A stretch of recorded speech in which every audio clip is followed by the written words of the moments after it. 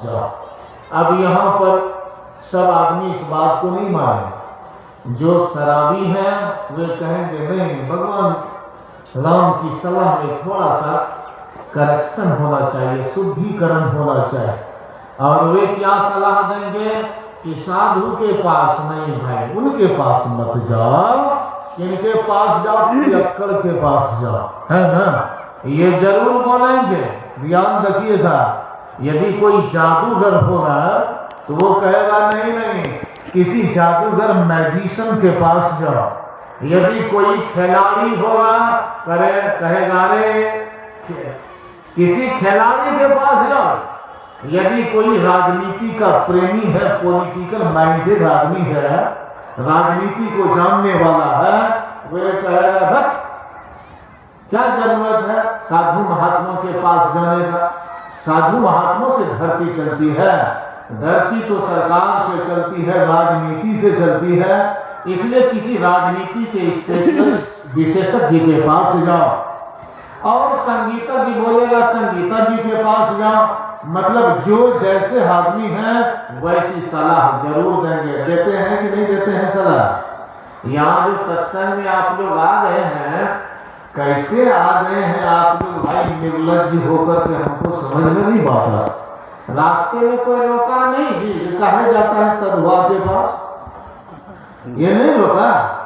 अरे भाई क्या करें, एक बार हम जा रहे थे कहीं, अब मेरे पास कोई आदमी आया और उसके बाद एक महिला आई। कहा अरे ये निपुत्रा के पास काहे जा रहे हो तुम?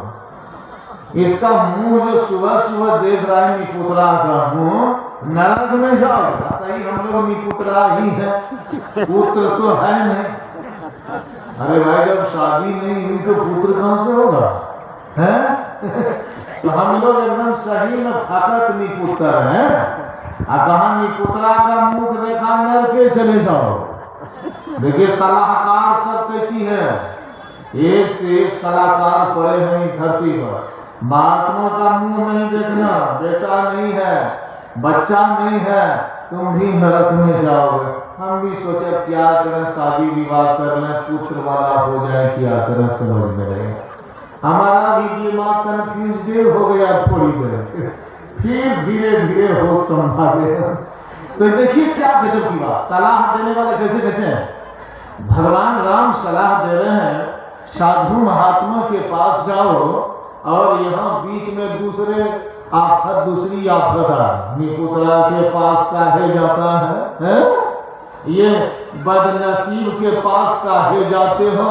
और एक जगह तो कहा ये हिजड़ा के पास काहे जाते, ये भी कह दिया। मतलब कोई कारण के हम लोग नहीं है, सीधी सी बात हुआ, एकदम डायरेक्ट अटैक बम का किया कपाल हुआ। ऐसे ऐसे आदमी हैं, लेकिन प्यारे नहीं जानते हो महात्मा के पास जाने की सलाह भगवान राम क्यों दे रहे हैं, आप नहीं जानते हैं। भगवान कृष्ण ने गीता में क्या मालूम है, क्या कहा?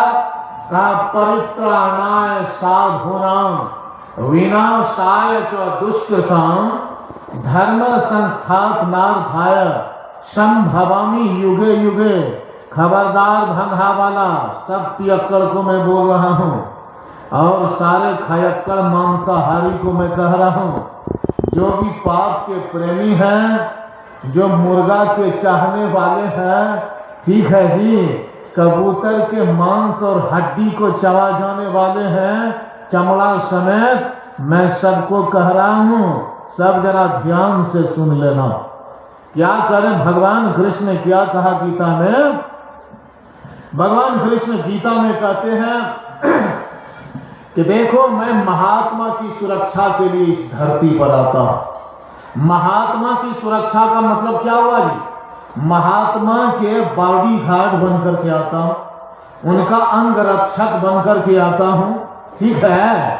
मतलब उनका नौकर बनकर के मैं इस धरती पर आता हूं। देखिए महात्मा में कुछ जरूर विशेषता है कि नहीं? कि उनका नौकर बनना भगवान स्वीकार करते हैं। ये छोटी मोटी बात नहीं होगी, ये बड़ी बात है, समझ गए? ये बहुत बड़ी बात है और इस बड़ी बात को आपको ध्यान से सुनना चाहिए कि कौन सी बड़ी बात है। कारण है, क्या कारण है? भगवान कृष्ण उनकी इज्जत दिए जा रहे हैं। क्या कारण है? क्यों कहते हैं मैं महात्मा का बॉडीगार्ड बन जाता हूं? इसके पीछे कौन सा कारण है? कारण है, और कारण यही है कि ये महात्मा परमात्मा के दूसरे रूप हुआ करते हैं, है ना? महात्मा जो है, संत जो है, ये परमात्मा के दूसरे रूप हैं।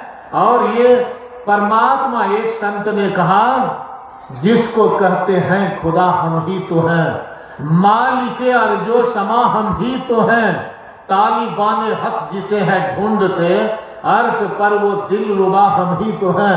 अरे जिसको परमात्मा कहते हो वो परमात्मा मैं हूँ, मैं हूँ, मैं हूँ वही परमात्मा। मतलब धरती के जो संत होते हैं वे परमात्मा के दूसरे रूप होते हैं। ये दूसरे रूप है परमात्मा। जलालुद्दीन रूमी फारसी भाषा में कहते थे, चश्म रोशन कुंजी खा के औलिया ता बिलीजी तिदा का इंतिहा। कहते हैं अरे तुम जरा फकीरों के चरणों की धूल लो और अपने आंख में प्रकाश दो, प्रकाश वही धूल लगाकर, ताकि तुम सृष्टि का आदि और अंत का राज जानोगे। ये महात्मा को तुम कम मत समझना।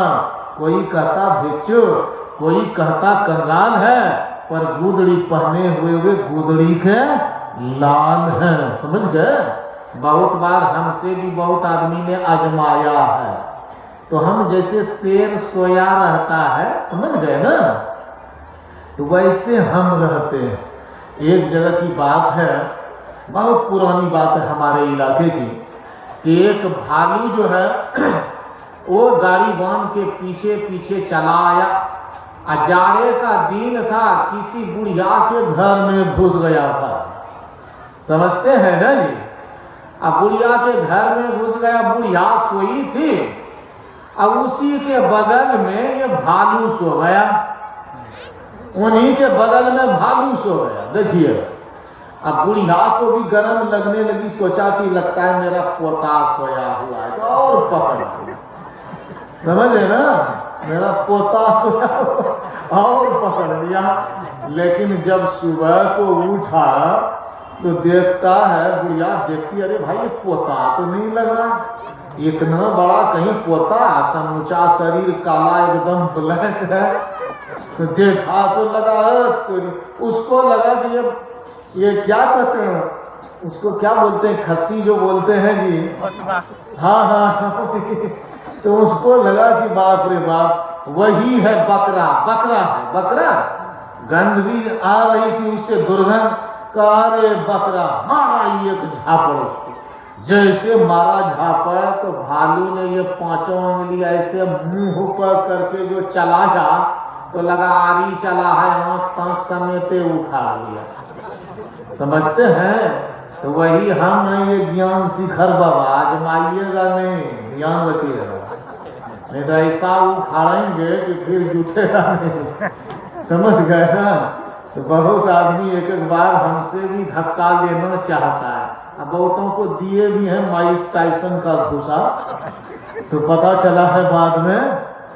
तो ये लगते हैं, कोई कहता भिक्षु, कोई कहता कंगाल है, पर गुदड़ी पहने हुए वे गुदड़ी के लाल हैं।